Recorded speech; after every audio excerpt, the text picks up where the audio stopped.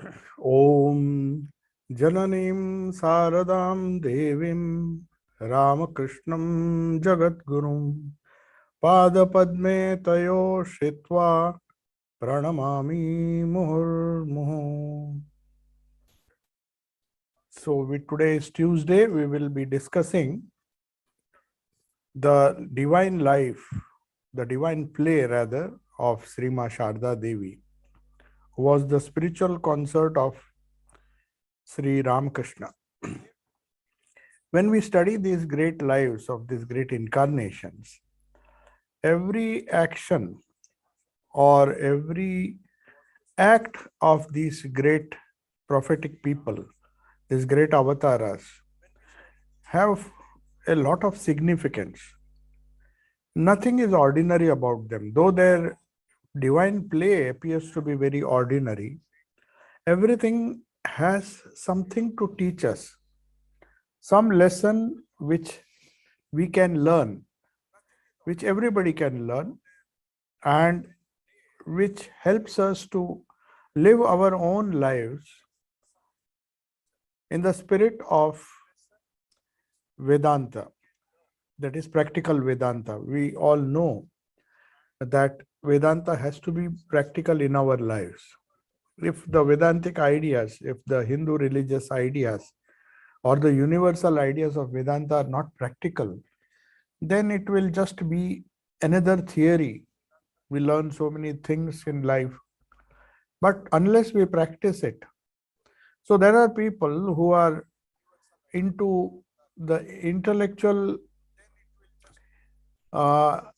understanding of spiritual principles. That is very good, because unless, as Swami Vivekananda said, intellect is like a cleaner, it is like a street cleaner.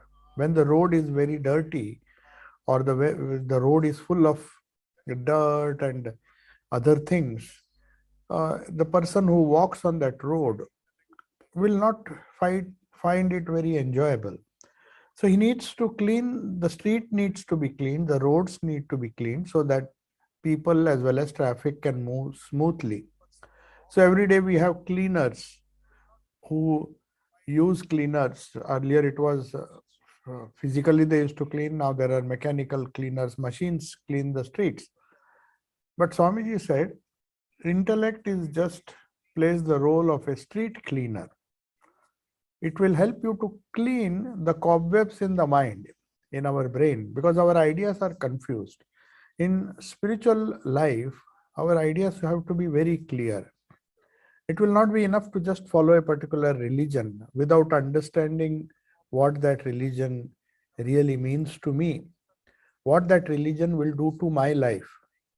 If these things are not understood, then religious lives are, you follow a particular religion because you are born in a particular religion, and that's the end of it. I was born a Hindu, or I was born a Christian, I was born a Muslim. So I am a Hindu or a Christian or a Muslim. That is one way of treating religion. But religion does not help us.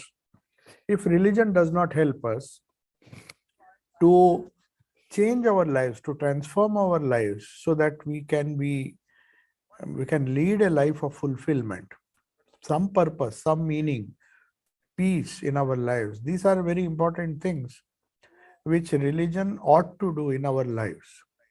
So when we discuss this divine play, I'm tempted to remind again and again that when we discuss this divine play of any person, Sri Ramakrishna, Sri Ma Sharda Devi, Swami Vivekananda, we are discussing on Tuesdays, then we have Thursdays, and then we have Saturday and Sunday. So all these 4 days, on each one of these days, we discuss somebody's life, except on Saturday where we discuss the Gita and the Upanishads. That the Saturday class is meant to be the backbone or the intellectual framework with which we can understand the other lives and their messages. So Swami Vivekananda believed firmly that to understand Vedanta, to understand the Upanishads, to understand the Gita, we have to understand the context in which the message was given. For example, you cannot separate Gita from the entire framework of Mahabharata. The whole Mahabharata, the whole story, the divine play of Mahabharata is absolutely essential if we want to understand the great universal message of Gita. What does Gita teach us? It cannot be taken in isolation. That is why Swami Vivekananda believed that it may be good to read a commentary. There are so many commentaries available. Each sect proposes to give us a separate commentary on the Gita and also the Upanishads. So many commentaries have been written which try to explain Gita or the Upanishads in a particular way. But that is okay. That is okay. But if it is read in the context in which the message was given, that would be still better. So you cannot separate Bhagavad Gita from its original context, that is Mahabharata. The whole story, of course, you need not know the whole story of Mahabharata in great detail. That is another study by itself. There are wonderful characters in the Mahabharata other than Krishna and Arjuna. There are so many characters, almost so many lives that are covered in the entire epic of Mahabharata. That is another issue. But in the context of the Gita, Mahabharata has to be understood. Or if you take the Upanishads, for example, the Vedic culture, the life of the rishis. So Vedanta cannot be studied in isolation. If you study in isolation, then it becomes rather difficult to follow the path of pure jnana. It may not be so easy to understand the universal principles of Vedanta without understanding it with reference to some life, some practical divine life in which these principles have manifested. These principles, if they have been manifested in some great lives, and if we study those great lives and compare and see how those principles of Vedanta, which of course includes Advaita, which includes Dvaita Vedanta, there are so many sects in Vedanta. So even to understand why there are so many opinions, why there are so many viewpoints, does Vedanta explain Advaita? Does Vedanta mean Dvaita Vedanta, which is also part of Vedanta? All of them are equally true or equally valid to different spiritual adherents. So there is no confusion as far as the commentaries are concerned if they are read with a little discretion. And if we try to connect it with the life of that particular Acharya who has written that commentary. For example, you cannot study the Advaita Vedanta and separate it from the great life of Adi Shankara.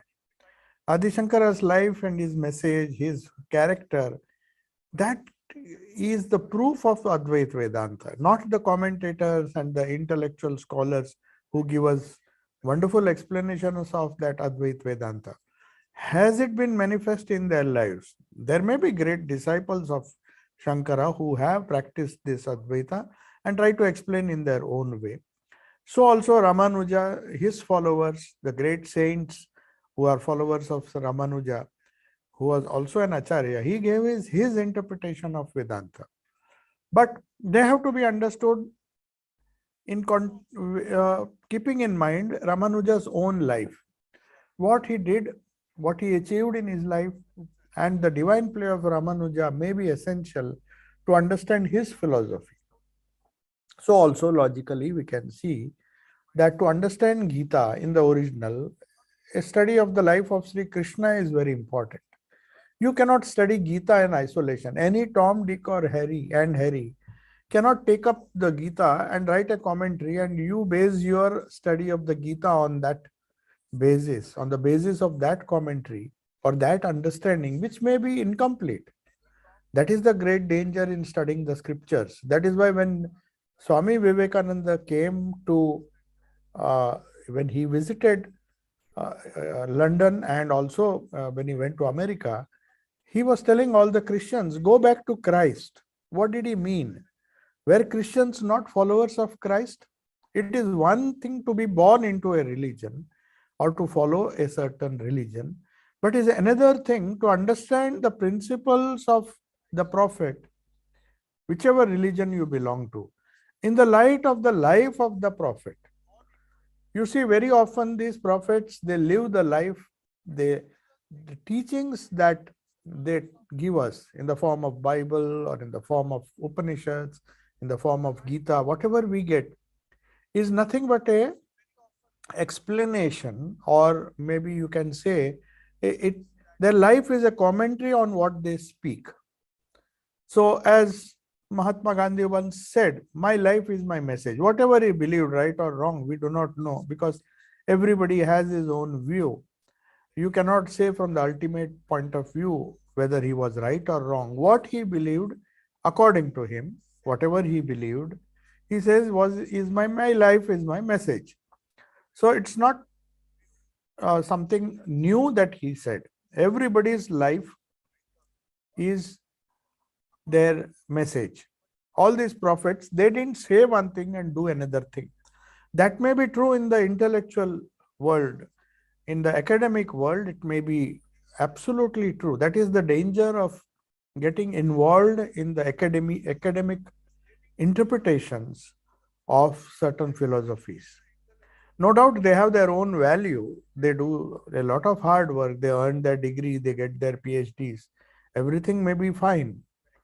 But then academical understanding of a subject, especially a subject such as religion. In science, it may be okay because it's a study of the external phenomena. But when you come to religion, it is a science of the internal phenomena, where the only proof is the life of that person who is practicing it. A teacher who teaches mathematics or physics, you need not know the personal life of that, whether he is well adjusted in his house, because he is teaching mathematics. He is not teaching philosophy, or he is not teaching life science, or a science of life, how a life should be led. He is not supposed to do that. He is just, his intellectual capacity is enough to teach you mathematics, irrespective of what kind of life he leads. That's why they say you don't have to bother about the personal life. What he does outside the classroom is very often not taken seriously when it comes to academic education. But when it comes to religion, or particularly spirituality, Swamiji says, Swami Vivekananda very clearly says, it is the life, the character of the person whose message we try to understand, that is more important than the message itself.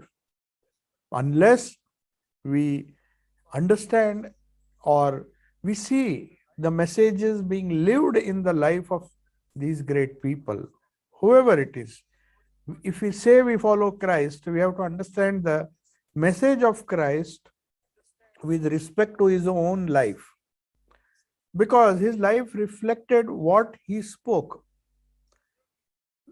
So the later commentators very often have a tendency to try to understand the lives and messages of these great prophets or the great rishis of Hinduism in their own way.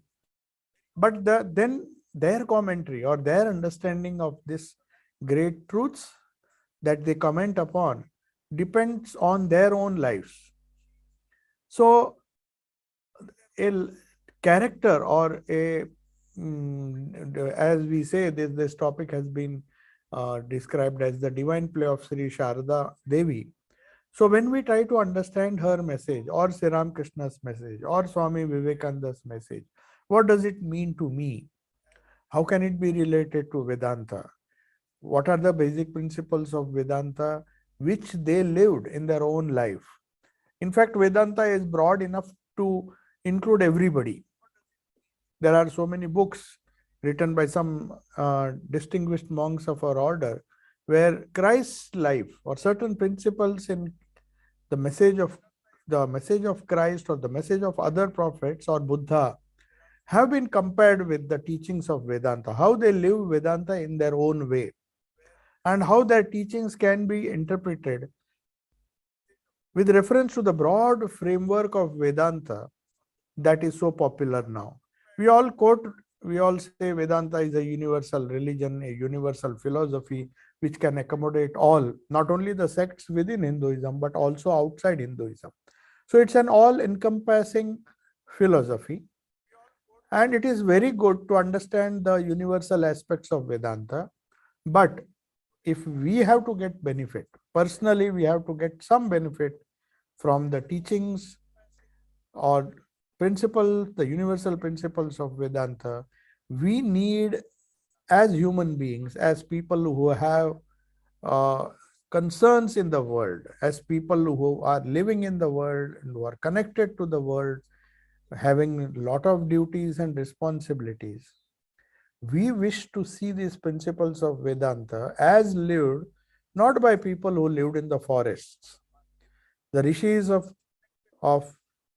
the Vedas, maybe they retired from active life, went to the forest and taught some universal principles. Even Buddha had to leave his family. Buddha, before he attained nirvana, he knew that he could not attain nirvana. He was in search of truth, which he thought he could not practice or maybe could not realize if he is engrossed with the ruling of the kingdom which his father wanted him to do. He even had a wife and a child, but he had to live. He had to go to the forest and in search of teachers who would teach him the truth. And after trying so many great teachers, then he found his own path. That's a different issue. But he had to withdraw himself from the world. Now, when it comes to Sri Ramakrishna, Ma Sharada, what is their special contribution? They have lived a life in such a way, unlike their predecessors, like Buddha, Shankaracharya, who were all monks. So, they taught the highest principles while at the same time living in the household. So, they were monks in spirit, but householders living a life of a householder, in the sense living in the household without taking formal sannyasa. Of course, Sri Ramakrishna took formal sannyasa, but because his mother was alive and she would get a shock, he even refused to wear the saffron robes when he got sannyasa from Totapuri. Totapuri, who lived near Kurukshetra, whose monastery was in the Kurukshetra. It is said Totapuri never lived under a roof. They were so strict, the sect to which he belonged. In those areas, the monks, they are not allowed to stay under a proper roof. So you can imagine, in rain, in sun, in cold winter, every time they have to get rid of the idea that they are the body, these monks move from place to place, staying under trees, staying in caves, but not staying in a house which was built. The only exception was perhaps when he came, but even in Dakshineshwar, he did not stay within the bounds of a room. That was the nature of the monk Totapuri, who taught Advaita Vedanta to Sri Ramakrishna. So he had his sannyasa. He practiced the path of Advaita Vedanta, which is so popular nowadays. Everybody wants to understand the great philosophical beauty of this Advaita philosophy. But then again, Totapuri, who came to teach Sri Ramakrishna, ended up by learning some things from Sri Ramakrishna. He found that in spite of his Nirvikalpa Samadhi, there were so many things in the field of spirituality, in the field of religion, he had to learn from this great incarnation, the great master that is Sri Ramakrishna. So he saw that his knowledge became complete, his life became fulfilled after coming to Sri Ramakrishna as his guru, but he ended up learning certain things and he broke all the rules and stayed. He never stayed in one place for more than 3 days. He was always wandering. But somehow Sri Ramakrishna attracted him and he stayed in Dakshineshwar for a long time till he had learned the great lesson, or you may say till his knowledge was totally complete and he was fulfilled, and then he left. But before that, he stayed in Dakshineshwar. He was attracted by the wonderful capacity of Sri Ramakrishna to get Nirvikalpa Samadhi, which took him 40 years, took his Guru 40 years, just 3 days. So you can imagine when these lives of these great incarnations, whose lives we are discussing on Tuesdays, Thursdays, and Sunday. Sunday is Sri Ramakrishna's day. We discuss the gospel and the great master alternately, so that the message is studied in conjunction with the life. We discuss these lives slowly, and I repeat it again and again. What's the purpose of having these alternate classes? Can we not read the life of Sri Ma Sharda Devi and continuously every week on Tuesday? Why bring in the gospel of the Holy Mother? Because we do it alternately. So also Sri Ramakrishna's life and his gospel, and also Swami Vivekananda's master as I saw him, which is his life and his teachings. One of the teachings, that is Raj Yoga, which we discuss on Thursdays.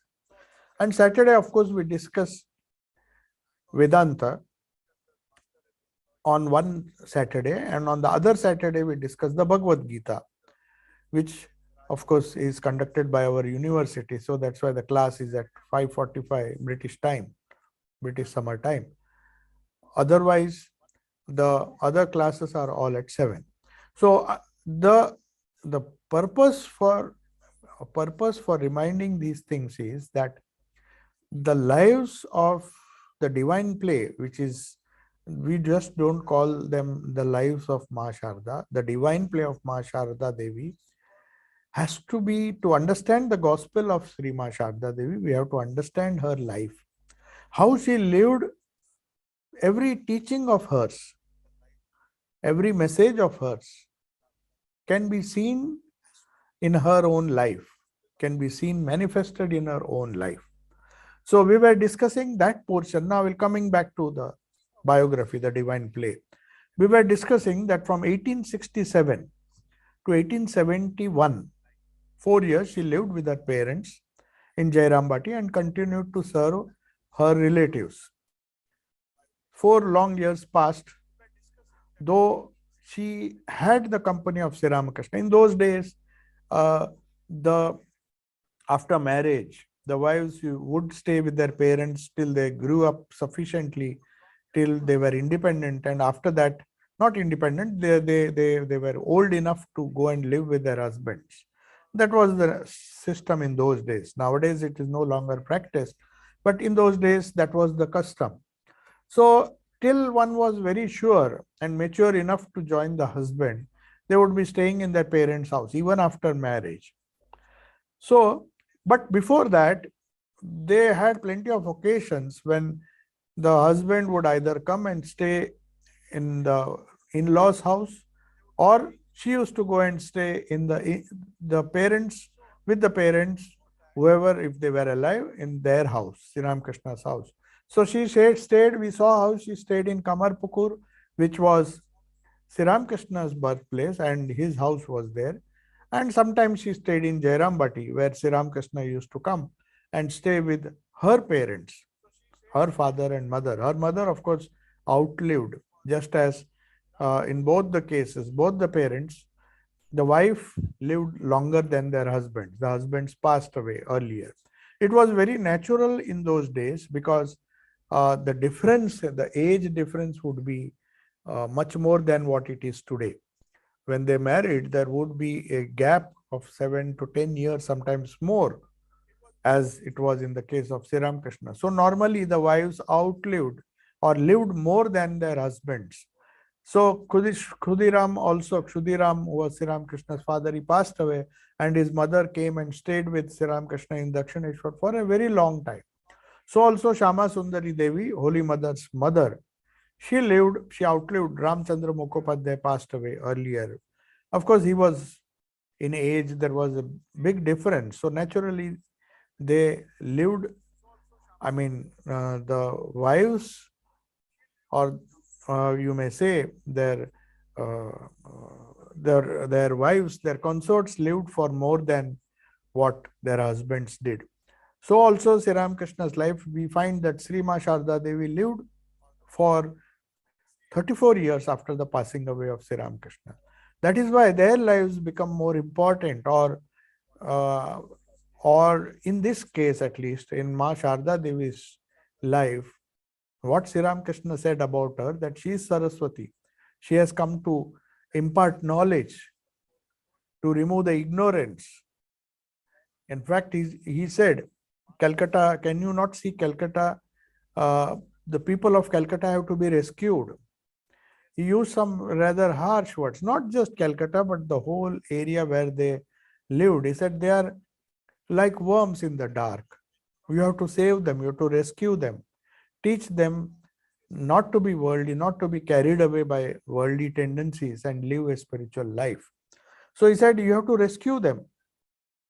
And for that purpose, he said, you have to do much more than what I have done. I have done my job as an incarnation. He did whatever he could. He gave his message, which has been recorded as both in the Great Master as well as the uh, Gospel of Sri Ramakrishna, the immortal book, which is like a spiritual commentary on all the faiths and all the systems of thought, of religion all over the world, not just the Hindu philosophy. That is the uniqueness of the gospel. Sri Ramakrishna covers the universal teachings of the gospel, cover almost everything. Holy Mother, following that same tradition, if you see the gospel of Holy Mother, she also has, though she has not described the experiences, or in her life we don't see the same kind of experiences which we see in the Master's life, where there is practice of different religious faiths, different sects within Hinduism, and we see the culmination of that spiritual practice that he undertook. But if you see Holy Mother's life, we can safely say that she did not follow all these sects separately as Sri Ramakrishna did. She followed Vedanta in its purest form. Not that she did it because she understood Vedanta, she lived Vedanta. She was a personification of Vedanta. So her life was a great demonstration of practical Vedanta. Not just the Advaita Vedanta, but all the aspects of Vedanta. Vedanta has several aspects. The dualistic school of thought, each one is great in its own, though people would like to say that Advaita Vedanta is the culmination of Vedantic thought, but there are people who disagree. If you read Sri Ramakrishna's life and message, especially the gospel, you can discuss either way. You can say that these are different steps to Advaita Vedanta, or you can say each one is true, infinite paths to that one reality, which can be described in different ways as the different sects within Hinduism and outside of Hinduism have described. Everybody has his or her concept of truth, and they not only propound those ideas, not only give the message, but live that message. So this is the important point. So after this rather elaborate introduction, every talk I mention this now and then, because we have to remind ourselves, why are we studying the divine play of Holy Mother? Why do we study? What's the use of that? There are so many incidents which we'll come across where apparently there's no philosophy involved. So what is the use of learning this particular descriptions of our small incidents which take place in their lives? The real answer is that every moment of their life, as Swamiji says, my goal in life is to see how the principles of Vedanta can be applied to every moment of our life. Every moment. No moment or no action in our life is insignificant, according to Swamiji. And if that can be done, then Vedanta will become fruitful. The study of Vedanta will become fruitful. So, from 1867 to 1871, Sri Ma Sharda lived with the parents in Jairabati and continued to serve her relatives as any householder would do. Now, as far as this particular attitude of hers is concerned, she is totally living a life of a very dutiful householder, serving her relatives, serving some of the relatives were mentally not stable, but she took care of every one of them. Some of her own brothers who were very worldly, they were running after money, but she tolerated them. She tried to maintain a balance. That is the greatness. How we can live in the midst of people who are very often not supportive of a spiritual life. That is the great challenge. That is the wonderful thing that Holy Mother demonstrated. That we are surrounded. There is one way which is maybe true only for monks who just cut themselves off and live a life of seclusion. But what about others who have a family to maintain, who are involved, who cannot just uh, get rid of their duties, who have to perform those duties? To such a person, Holy Mother's life comes as an excellent example. So now you see how she handled the fact that she was forced to live in her own house and not in the company of her husband. Though her body was in Jairambati, the biographer writes, her mind dwelled on her sweet memories of the master. And every day she expected to hear something from her husband. Because like all other wives, they were expecting that at a certain age, they would be living with their husband. And not normally, if you don't do that, at least in the household, there is in Hinduism, there is a lot of gossip, especially in villages. And then sometimes she would say that he was so kind when we came here, there was no abnormality. But now these village people are saying that he is leading a very abnormal life. He is mad, because people would not understand his spiritual pursuits. Most of the spiritual people, like Jesus and all others, Bhagwan Buddha, normal worldly people would say he is a madcap. He has left his wife and son and gone to the forest. So till they got nirvana and till they realized the truth in their lives and became prophets, their life, if you see, they have to face a lot of struggle. And that is why the divine play is enacted to show us that when you take up a spiritual life, you will have to undergo similar struggles. You will have relatives, you will have problems, you will have to. So, just for our sake, they enact this divine play. That is very important to understand. Holy Mother was not bound. She was totally free right from childhood. There's no question of freedom. She was Prakriti, Parama Prakriti herself. So, as Sri Ramakrishna said, she was Saraswati herself. Knowledge, she was born with knowledge. So she voluntarily undertook or appeared to assume some kind of bondage. So that's why people misunderstand, oh, what kind of life is this? She is engrossed serving her relatives and doing every duty which a ordinary housewife would do. But that is the greatness. They come to our level. They come to the level of the householders and show how life can be led in the householder, how a life of practical Vedanta could be lived in the household without giving up any responsibility. So she becomes an object lesson for future, not only women, mainly it was women, to show how women can live in the world. A detached life, but at the same time full of, you can say, freedom. A detached life full of freedom, but at the same time she is involved in almost everything. A normal, dutiful housewife, she would be involved in serving her husband, in serving the relatives, whoever depended on her. Though she did not have any biological children, we'll see that she was considered, she became the mother to innumerable people, innumerable relatives or other younger people or even older people who considered her to be the mother. So she, that universal motherhood, which Rabindranath Tagore referred to as Lok Mata. Of course, it was meant for Sister Nivedita. Lok Mata means a mother of the people. Loka means people.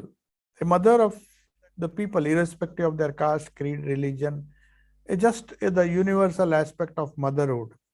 So, but at the same time, she was a wife, she was a sadhika, so she has to pass through all these phases before the passing away of Sri Ramakrishna, after which she assumed the role of a divine mother. Till then, she was a faithful wife, a faithful student, a faithful nun, if you can call, as Gargi said, belonging to the third order, who live in the world but are not attached to the world. She was, in fact, though no doubt, she was married, but most of her life, 34 years after Sri Ramakrishna's passing away, she was practically living the life of a nun. But at the same time, she was living with all her relatives. So she is now, as a daughter or as a young wife, she says, he was so kind to me. How can he ever forget me? Why is he not asking me to come to Dakshineshwar? And she used to console herself by saying, in good time, he will, of his own accord, call me to his side. Let me patiently wait. So this is a lesson in patience. That how patient she was, not wanting to enforce. That is how all the clashes happen in a household life. Everybody wants his way. Then there cannot be peace in a home, in a house. If everybody has his strong ideas, likes and dislikes. So here you see Holy Mother is sacrificing her own desire. Not only desire, now we'll see how gossip added fuel to the fire. She said, let me patiently wait for that happy moment. There is a saying, as the biographer says, gossip spreads faster than the gospel. Good teachings don't spread fast. But people are so inclined that they enjoy gossip, because seeing faults of other people gives us a strange kind of joy, thinking that we are much better off. That idea that I am holier than other people. So it becomes a tendency the moment you start becoming spiritual or start following the spiritual path or the religious path, you try to see faults all around you. Faults are necessary so that we don't follow the same things. It's not possible to overlook everything that you come across. You see so many mistakes made by so many householders, and that should serve as a warning, as Swami Premeshan used to say. You don't have to pity them, or you have to be grateful to them. Because of their mistakes we learn and we don't commit the same mistake. So we see some people going after certain things in the world and suffering, then we are cautioned. That is the only way that we have to treat these evil things, or you may say worldly things, that if we are surrounded by those things. The only lesson we can learn is that we should not fall. If somebody is falling into a pit, let us be careful that we don't fall into the same pit. So that is the attitude Sri Ma Sharda Devi had. But still, as the saying goes, gossip spreads faster than the gospel. Even when Sri Ramakrishna was there, few people used to come.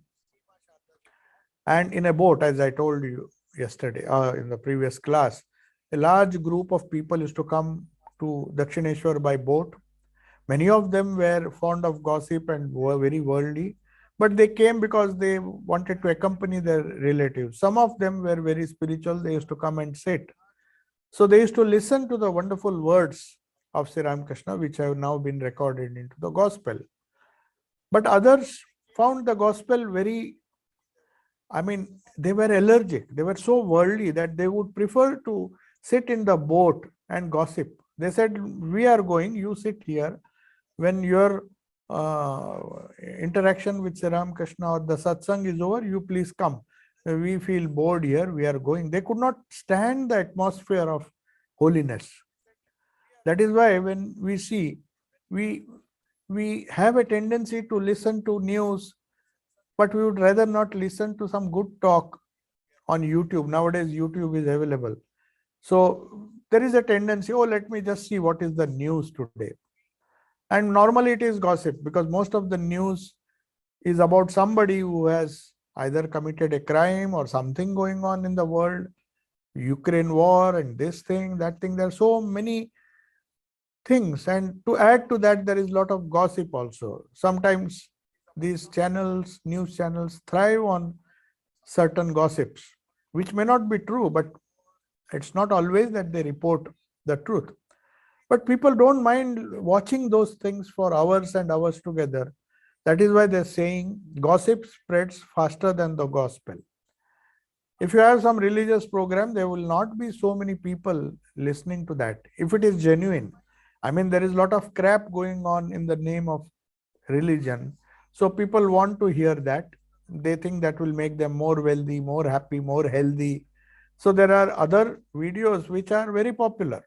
I'm not saying religious, but the gospel, the real gospel, how many people listen to that?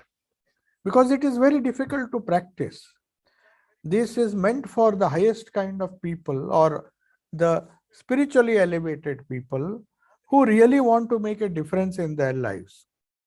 So as it is found in today, it was in those days. The whole of Kamarpukur, Jairambati, in Jairambati especially, there was a lot of gossip. In the absence of any word or any message from her husband, she became a victim of a terrible village gossip. Gossip breaks hearts and ruins lives, people's lives. It's very easy to comment on somebody without knowing the truth. It may be partially true or it may not be true at all. But people are so careless with their words that it ruins others' lives. We don't understand. And that entails a terrible karma. Let me tell you, if there is an element of untruth, it's better to keep quiet than spread this gossip. That's why Holy Mother says, you will be the victim. Even to listen, you will entail terrible karma if you do that. So that is the warning Holy Mother gives. That's why she never listened to all these people. But somehow people would come and force her and make some comments when she tried to avoid. And the people who gossip break others' hearts and ruin lives. They don't understand, because one day it will come back to them.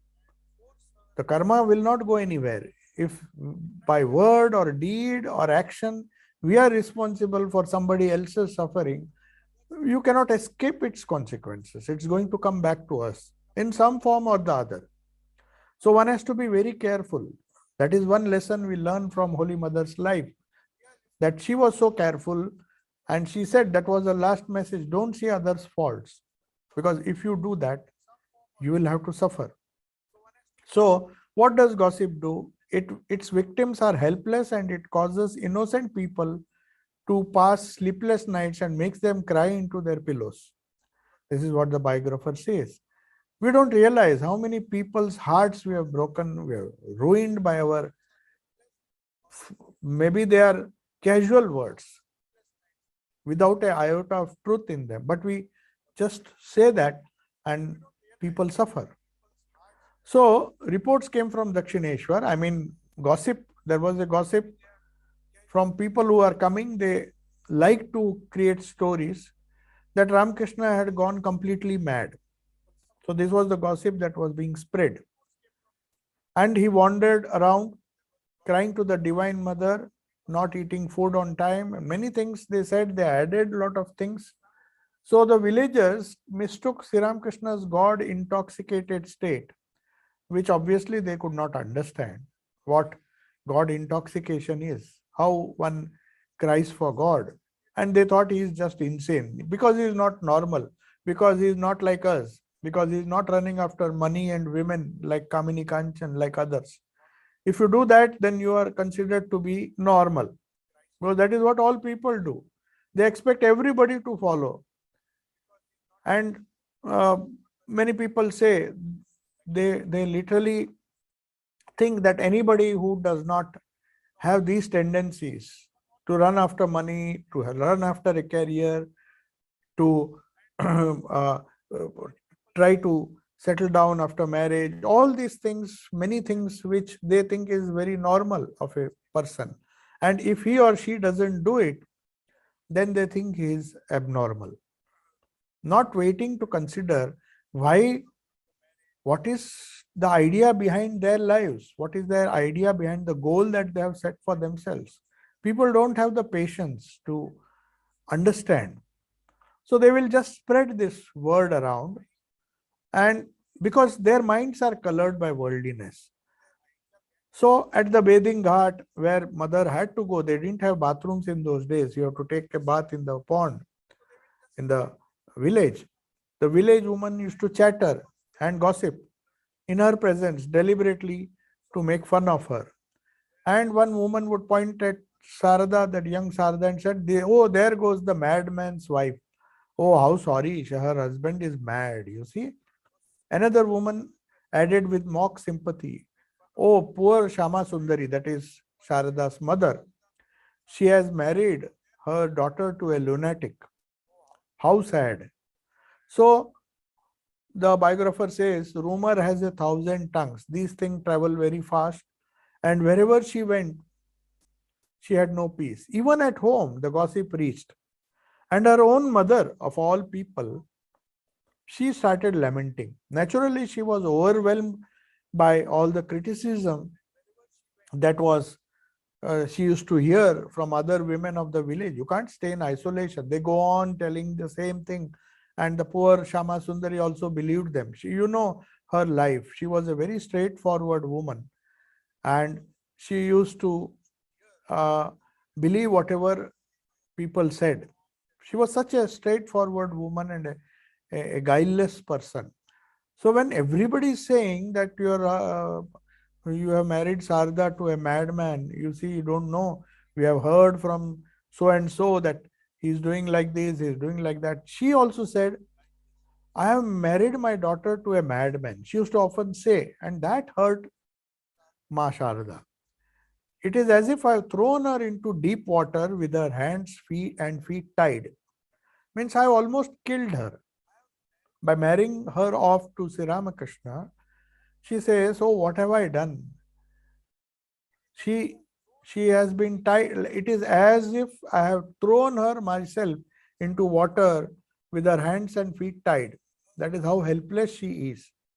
So Ma Sharda was stung by these remarks. And then she said, "Let me avoid people." That is what wise spiritual aspirants do. To avoid, even to listening to fault finding by others, because there may be, even if there is truth, why should we get involved? So anyway, her own mother telling this again and again. So what did she do? She did the best thing, which is her beautiful message, which we saw in the Gospel of Holy Mother. She used to advise the young women, because she was always surrounded by young women who were either widows or who were single, and they also had to face the same problems. So she used to say that she found great relief in keeping herself busy with household duties day and night. That is what she used to advise. You just get involved, be very active day and night, so that you don't get time to listen to the useless gossip or don't get disturbed. Even her mother used to criticize. It came to such a pass that even her own mother was influenced by this gossip of the villagers and used to make comments. So she said, "Let me just be busy myself." She worked very hard. And this was what she did throughout her life. She worked very hard and she was busy with her household duties day and night. When it was unbearable to be at home, because many times her own mother did not understand her. See, that is the problem. When your own people, your own brothers, your own mother in the household, when they create problem, then you go out. She visited her aunt Bhanu. Now, who was this Bhanu? This aunt Bhanu, a widow who lived nearby, was very loving and sympathetic. You see, she was a widow. She was living alone. So she had a better perspective. When you are free, when you are not entangled in the world, your attitude towards life, your understanding of the problems that the worldly people face, your judgment is much better. So, by some misfortune or fortune, you can say, this Aunt Bhanu was a widow. She became a widow at a young age. So, she was living a peaceful life and she was like a motherly figure, very loving and sympathetic. Because she was not involved, she could guide Holy Mother. This woman had a wonderful insight and understood the divine personality of Ramakrishna. So that shows that in this divine play, there were some characters who understood Sri Ramakrishna. The same thing in Mahabharata. If you see, there were people like Duryodhana who thought Krishna is just a relative. He was related both to Pandavas and the Kauravas. But it is only Arjuna who found him as a great friend, a spiritual guide, a mentor. So also the other Pandavas and Draupadi, who considered Krishna as their elder brother and who always went to him for guidance. Similarly, Holy Mother had Aunt Bhanu, who was a widow and who lived nearby. So when it became very unbearable in her own house, when she was bombarded, poor Shama Sundari, she would be brainwashed by all the other people in the village, especially women, who would gossip to such an extent that she would come and tell her own daughter, see, they are all saying like this. What have I done to your life? She used to feel sorry. She used to blame herself. And though Holy Mother knew that it was not true, she had seen Sri Ramakrishna. This woman, Aunt Bhanu, though she was a widow and not connected to this family, but knew Sri Ramakrishna and understood his divine personality, she told Shama Sundari, you don't always keep harping on the idea that Sri Ramakrishna is mad. You are making Sarada so sad. And she said, your son-in-law is an incarnation of Shiva himself and Krishna also. You may not understand this now, but you will understand this in the future. Mark my words. There were a few people, both in Kamarpukur and Jairambati, who had understood the divine madness or the divine nature of Sri Ramakrishna. Chinu Shakari, who, when Gadai was a small boy, the whole village was considering him to be a very healthy and a very joyful child. That's all. But Chinu Shakari quietly used to come, offer flowers at his feet, because he belonged to a lower caste. And if he's seen worshipping Sri Ramakrishna, in those days, society was very orthodox. So he used to silently and quietly come and worship and make beautiful garlands, and because he knew that Sri Ramakrishna was a divine personality. He knew he was a very incarnation who has come to save this world. So this Aunt Bhanu, though she lived in Jairambati, she had met Sri Ramakrishna several times and she had that divine insight, because of which she could understand, and she was the one who told Holy Mother, Sri Ma Sharda's mother, Shama Sundari, your son-in-law is such a wonderful person. He is like an incarnation. He is an incarnation. You will not understand it now, but as time passes, you will see. And mark my words, referring to this difficult time which she faced, Holy Mother said, she gave this advice later on to her disciples, but it was based on her own experience. So she said that one must always keep oneself busy. Work keeps the body and mind in good shape. During my young days at Jairambati, I was so active day and night and did not visit anyone's house. If I ever did, I heard people say, Shama's daughter has been married to a madman. I avoided such people so that I may not hear such remarks. So, in a way, sometimes criticism and avoiding people helps. Though Sri Ramakrishna in the Gospel says Nirjan was living in solitude is good, sometimes solitude is forced on you. And it's after all not such a bad thing. She did not go to others' houses. Perhaps if everybody spoke highly of her husband, Sri Ramakrishna, then she would be social like other people. But somehow destiny wanted her to focus more on meditation and live a life of solitude. So he created, that's why we should not criticize God when circumstances are unfavorable around us. We think the circumstances, God is not kind to us, that is why all these difficulties come. Even the COVID, when COVID came, many people were forced to stay indoors, but it helped a lot of people to introspect, to find out what is really the goal of life. Healthy, good, rich people are suddenly vanishing. So everything has some good side to it. It's not that the pandemics or the other things that are happening, even the gossip has a good side. Because the people in Jairambati gossip, she learned a wonderful lesson that instead of wasting my time and getting my mind uh, anxious, let me avoid these people and let me focus on doing some useful work at home. So it was with the intention that she should not hear the remarks that she avoided going there. And then she related to some women devotees her days of suffering and said how much I suffered.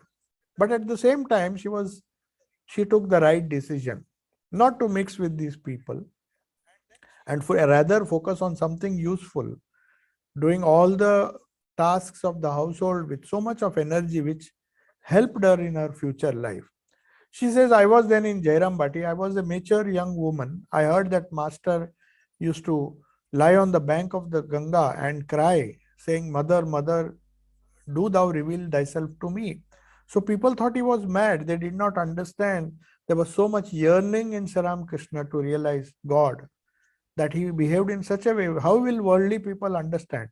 People will not mind if they run after money. If you see somebody mad after gaining money and spending day and night without sleep, without rest, you think he's a normal person. Oh, he is dynamic, he is running after me. He wants to see how hard he has worked to become a billionaire. He has never slept. And people don't mind if people run after money or run after something else. There are many things that people run after in the world. If that happens, people don't think that he's mad, though that is a greater madness, because running after that, finally, see, it does not give any result. Though you get the money, you get everything, you feel sad towards the end of your life when you have to leave it behind. So all your running has been of no use. I am reminded of a wonderful story by Tolstoy, where he said a young man was tempted by a very rich baron who said, I have a lot of land.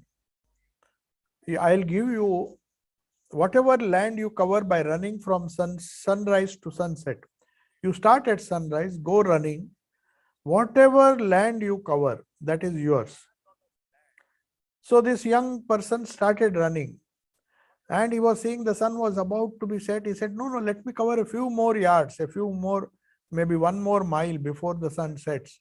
So I'll get more and more land. So he was so greedy that he ran, and then he didn't bother that actually he was getting exhausted.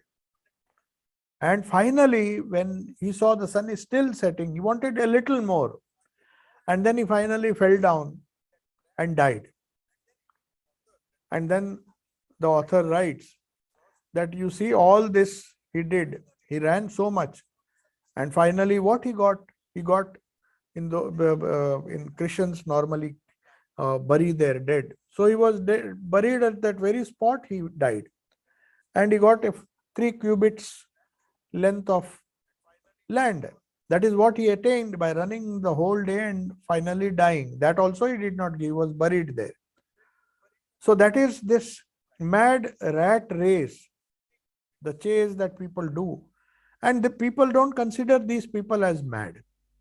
If somebody is running after money, running after X, Y, Z person, or running after career, running after so many things in the world, there are hundreds and hundreds of reasons why people are after to accumulate or to gather these things. But people don't call them mad, but it is a higher degree of madness, because ultimately they don't get what they run after. Here at least Sri Ramakrishna is running after something which he got and made him a divine person. So she says, but still, because everybody said he is mad, she was terribly hurt, but she could not speak anything to anyone.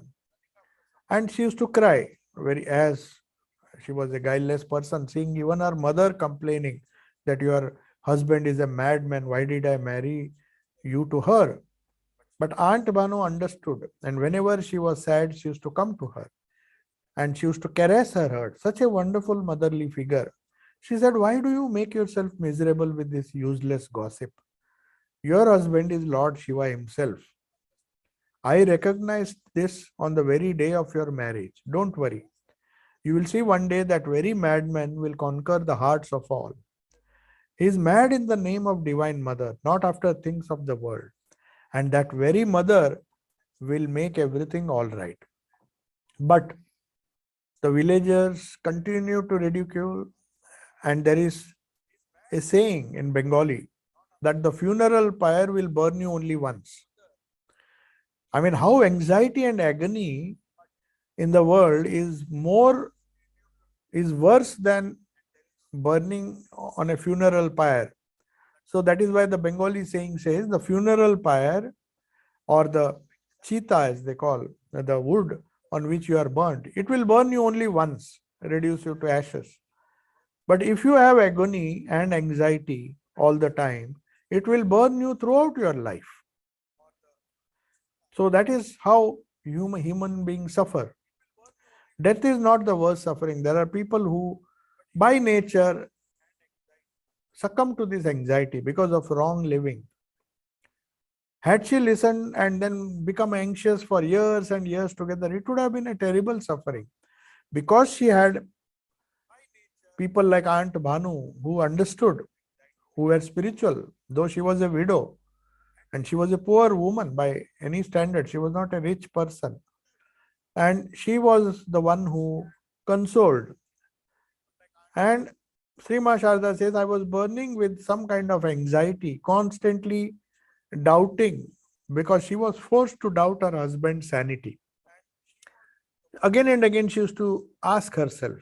See, this is how the divine play unfolds. Though she was an incarnation herself, she gets all the human values. She has to undergo suffering so that other people can learn. And she is deliberately telling this to other women. Don't suffer like me. She used to say that my husband, he was so nice when he was here a few years ago. But now they say he has become mad. Maybe, is it true?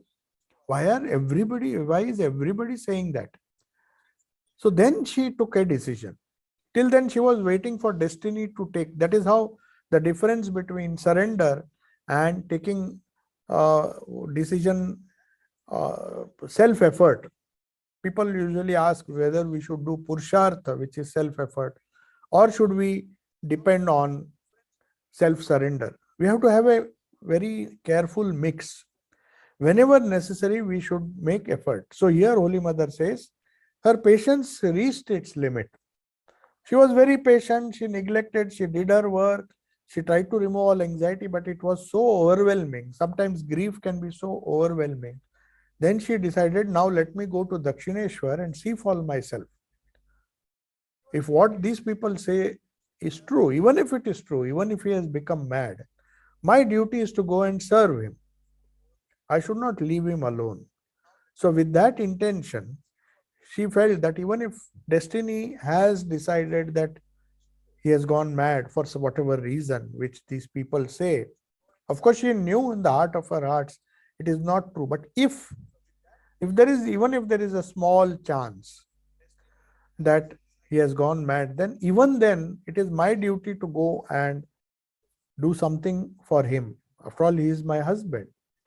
So she took a decision now that now no longer waiting. The patience she exhibited, she just kept quiet for a long time, but now she said, I'll go and try to look after him. and see what is the truth. Because I know he is a great person. He was so nice to me. How can he become mad?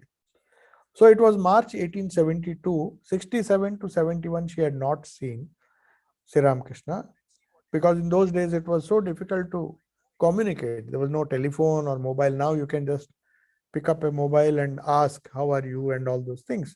Those days it was so difficult, and she did not even write letters. It was so difficult to communicate. Even though they were living 60 miles from Dakshineshwar, it was so difficult.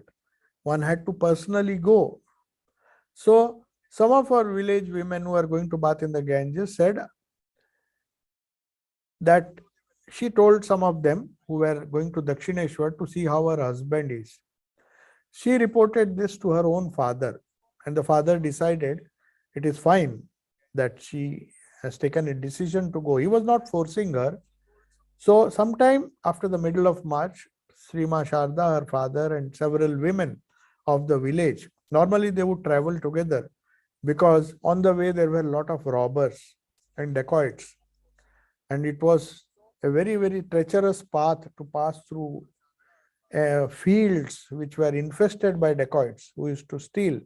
So they went in a big group. So people always traveled in groups, except most of the people walked like Ma Sharada. But some wealthy people used palanquin. Somebody would carry them if they were too old. To go to Calcutta was so difficult. So we will now try to find out uh, uh, what happened in our next class. So I'll see if there are some questions. We have already exceeded the time. So let me see the chat. Okay. Now there is a question from Italy. Giovanni is asking this question. I'll answer a few questions. If there is one question I see now. He says, I agree about gossip. It can ruin people's life. I have seen it occur, especially in small villages.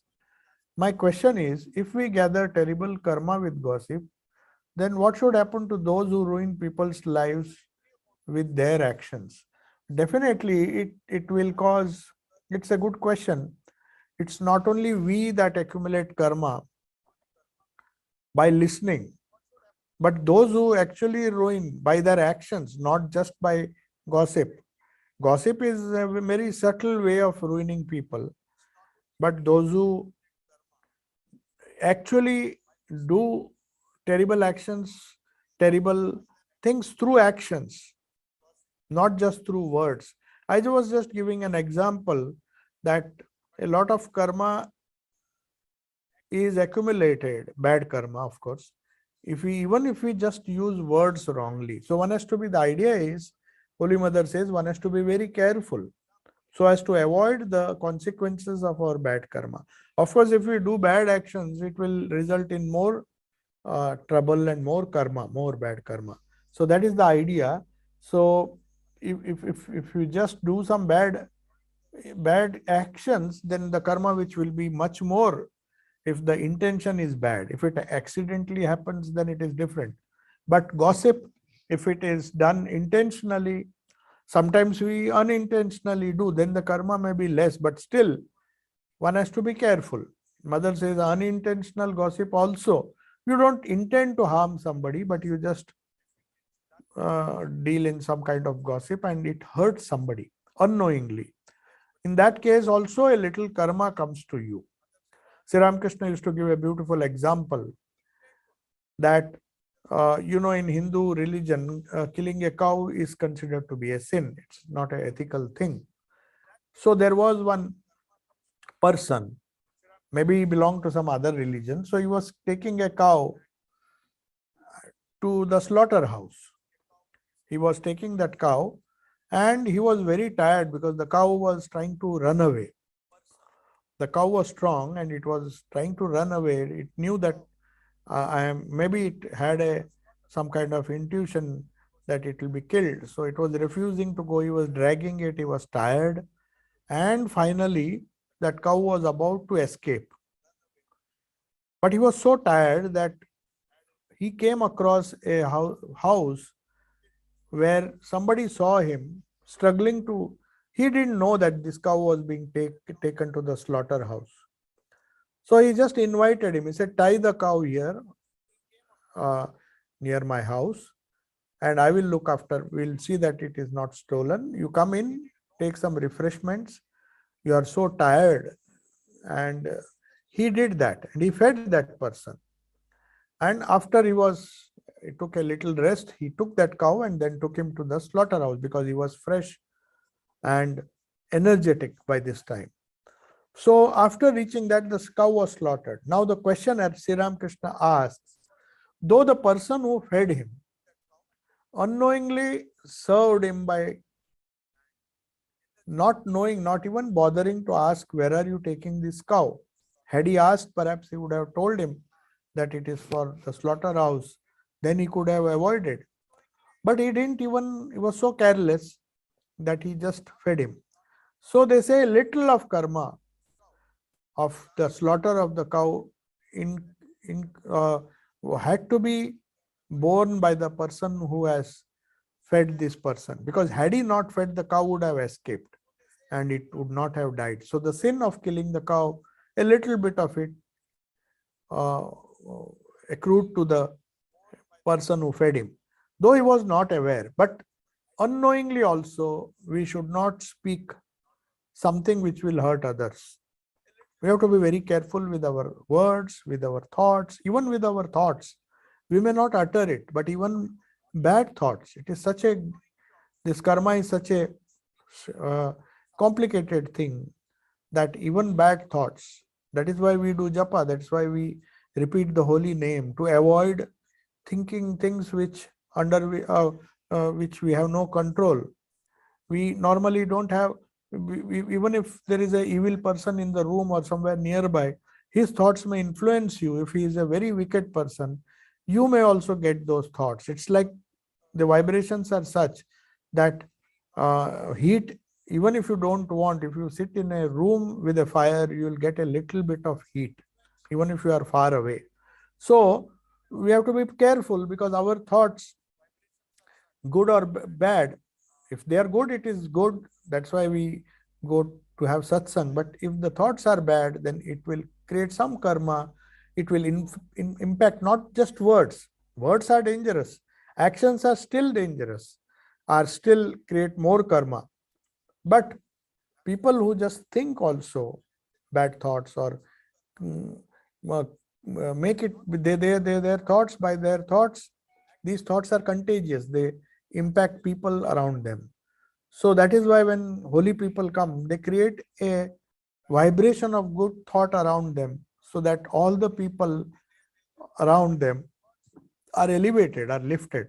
So it works both ways. You can create good karma by good thoughts, and you can create bad karma by bad gossip, by words, by thoughts. Before gossip, you are thinking about that thing. And actions, of course, actions are more potent and they create more bad karma. So I'll take your leave now. There are no more questions. We are already late. Om Shanti Shanti Shanti Hari Om Tat Sat. Sri Ramakrishna Arpanamastu. So we'll meet on Thursday.